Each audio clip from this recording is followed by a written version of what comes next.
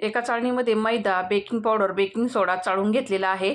चवीनुसार मीठ टाकलं, मिक्स करून घेतलं. कडकडीत तुपाचं मोहन त्याच्यामध्ये घालायचं आणि पिठाला चोळून घ्यायचं. अर्धी वाटी कमी आंबट दही घालून मिक्स करून घ्यायचं. थोड्या थोड्या पाण्याचा वापर करून घट्टसर पिठाचा गोळा मळून अर्धा तास रेस्ट करायला ठेवायचा. तोपर्यंत ना इकडं कढईमध्ये अर्धा किलो साखर आणि 1.5 वाटी पाणी टाकून वेलची पूड टाकून चिकटसर पाक तयार करून घेतला. पीठ चांगलं भिजलेलं आहे. पोळपाटावरती पसरून कट आणि फोल्ड करून असं 9-10 वेळा करायचं, म्हणजे बालुशाहीला चांगल्या लेयर्स येतात. आता पीठ आहे ना पोळपाटावरती असं लांब करून असं कट करून घेतले सुरीच्या साहाय्याने.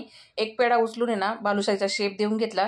साईडला लगेच तेल गरम झालं होतं, त्याच्यामध्ये बालुशाही सोडून घेतल्या. जोपर्यंत बालुशाही वरती येत नाहीये ना तोपर्यंत त्याला कालती घालायची नाही. वरती आल्याच्या नंतर आहे ना पलटी करून घ्यायची. बालुशाही एकदम स्लो गॅसवरती फ्राय करून घ्यायची, म्हणजे चांगली आतपर्यंत ती फ्राय होते. बालुशाही गरम गरम आहे तीच पाकामध्ये टाकून घेतली. 15 मिनिटं तसंच ठेवलं. 15 मिनिटांनंतर बाहेर काढून रसरशीत बालुशाही तयार झाली. धन्यवाद.